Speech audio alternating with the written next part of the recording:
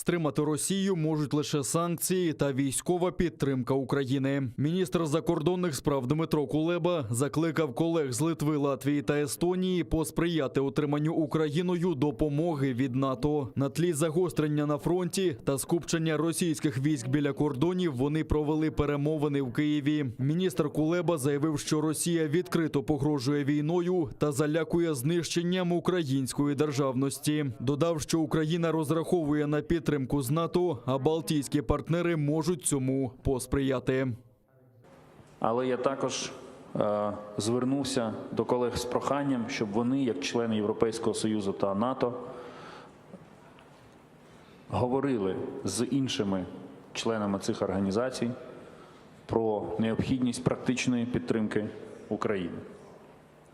Важливо дати Росії чітко зрозуміти, що наслідки у разі військових авантюр з її боку будуть дуже болючими. Україна ніколи не буде сама. Така відповідь очільників МЗС Балтійських держав на тлі нарощування російської загрози. Правда за Україною і в юридичному, і в моральному аспектах. І ми наголошуватимемо на цьому в міжнародних організаціях. І наразі є лише одна сторона, яка має піти на деескалацію. Це Російська Федерація.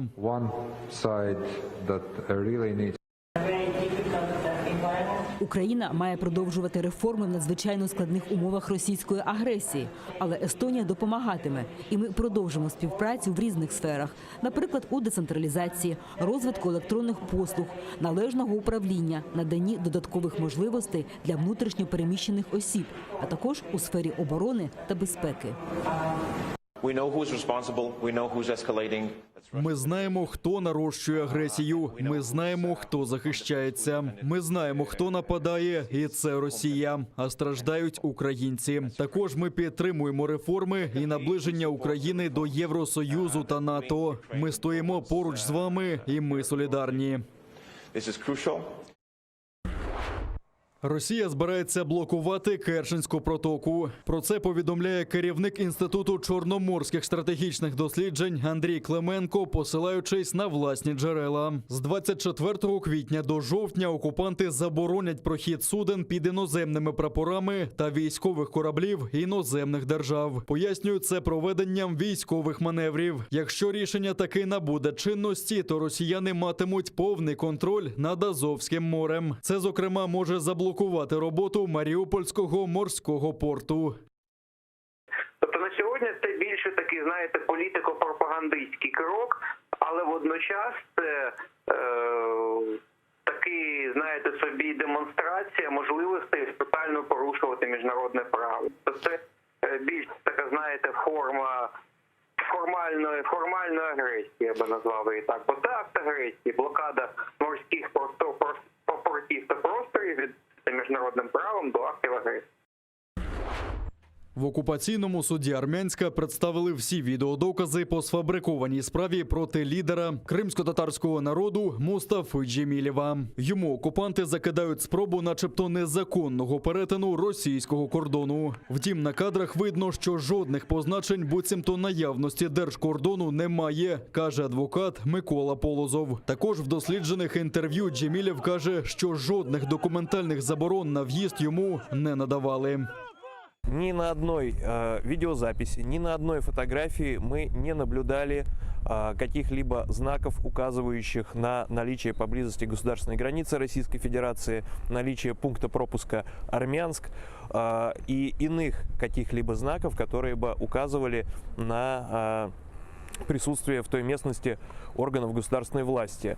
Мы видели, что там расположено двухэтажное здание, на котором на украинском языке написано «Пост ГАИ», пост ДПС, что также не указывало на наличие Российской Федерации в той местности, а также несколько вагончиков временных сооружений, на которых не было абсолютно никаких табличек и непонятно, какой они исполняют функционал.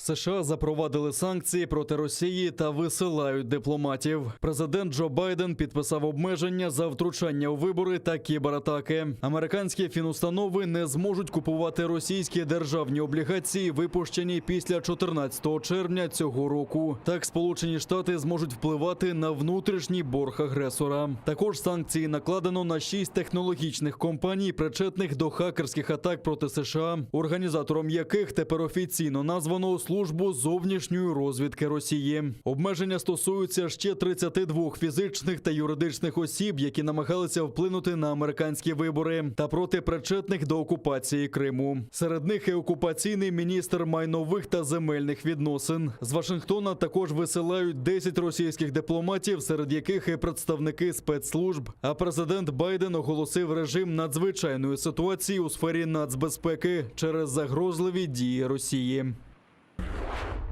За клопотанням прокуратури Автономної Республіки Крим заарештовані ще 12 літаків російських компаній, які літали до окупованого Криму. З 2014 року Україна оголосила свої литовища та повітряний простір над півостровом закритими. Одна з російських компаній, кажуть прокуратурі, вже 3 роки незаконно використовувала 12 бортів марок «Боїнг» та «Ейрбас» для переміщення людей всупереч українським та міжнародним законам. Станом на листопад минулого року Херсонський міський суд заочно арештував 109 літаків, які незаконно літали до окупованого Криму.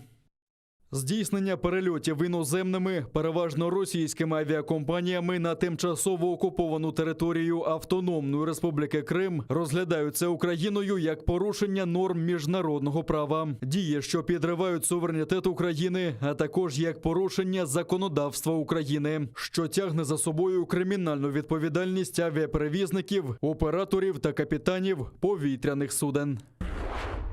Окупанти обстріляли українські позиції поблизу Світлодарська, Золотого 4, Невельського та Берегового на Донеччині. Гатили з гранатометів різних систем та великокаліберних кулеметів. В районі Майорського ворог знову закидав заборонені протипіхотні міни ПОМ-2. А біля Павлополя російський безпілотник «Орлан» перетинав лінію фронту, але його вчасно подавили українськими засобами радіоелектронної боротьби. А в штабі операції фіксують до обладнання позиції окупантів. Передовими підрозділами Збройних сил України зафіксовано декілька випадків проведення інженерних робіт окупантами. Зокрема, неподалік населеного пункту Крута Балка Донецької області двічі зафіксовано інженерні роботи із застосуванням окопних зарядів, які проводились із просуванням у бік підрозділів українських захисників. Ще по одному випадку інженерного обладнання зафіксовано на території Донецького аеропорту та поблизу населеного пункту Золоте 5.